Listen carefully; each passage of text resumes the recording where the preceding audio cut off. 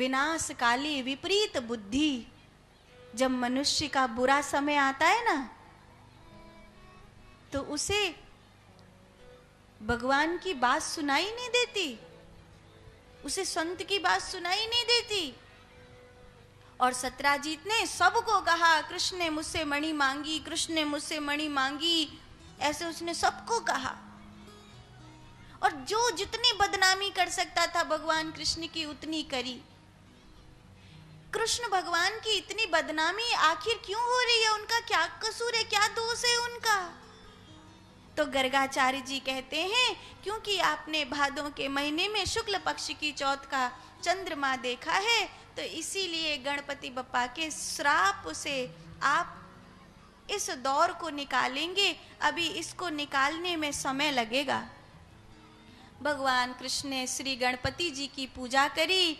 इधर सत्राजीत का छोटा भाई प्रसेन, वो अमीर बनना, धनी बनना चाहता था। वो सत्राजीत की मणि को चुरा कर भाग गया और सत्राजीत ने सबको कहा, उन कृष्ण ने मुझसे मणि मांगी थी, मैंने नहीं दी, तो उन्होंने मेरे भाई को मारकर मणि हत्या ली है। इस प्रकार की बातें होने लगी। और तब भगवान कृष्ण, दाऊ जी, अक्रूर जी आदि सब उस मणि को ढूंढने के लिए गए। जब भगवान कृष्ण, अक्रूर, उद्धव आदि सब उस मणि को ढूंढने के लिए गए, तो सुखदेव महाप्रभु कहते हैं, जो सत्राजीत का भाई था प्रसेन, वो जंगल में मरा हुआ पाया, उसको किसी शेर ने मार डाला था।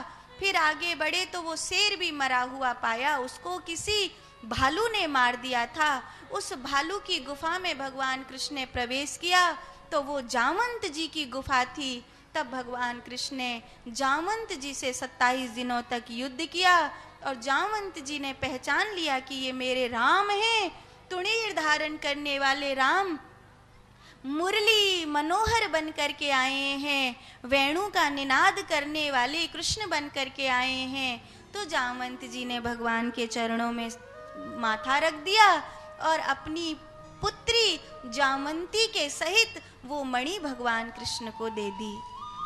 भगवान कृष्ण जामंती जी को और मणि को लेकर के द्वारिका लौट करके आए और वो मणि सत्राजीत को लौटाई। तो सत्राजीत को लोग सब कहने लगे कि देखो देखो कैसा नीच आदमी है, इसने बिना जाने भगवान कृष्ण को दोष लगाया था।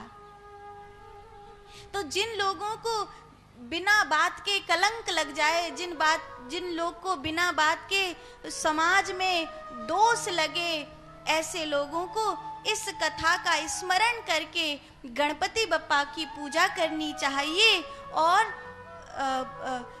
कृष्ण पक्ष की चांद की, कृष्ण पक्ष के चौथ के चांद की अर्घ दे करके उपासना करनी चाहिए। तो जो मिथ्या कलंक लग रहा है वो धीरे धीरे सबको सच्चाई पता चल जाएगी कि ये आदमी ऐसा नहीं था, बिना बात के इस पे झूठा इल्जाम लगाया था। ऐसी इस कथा की महिमा है।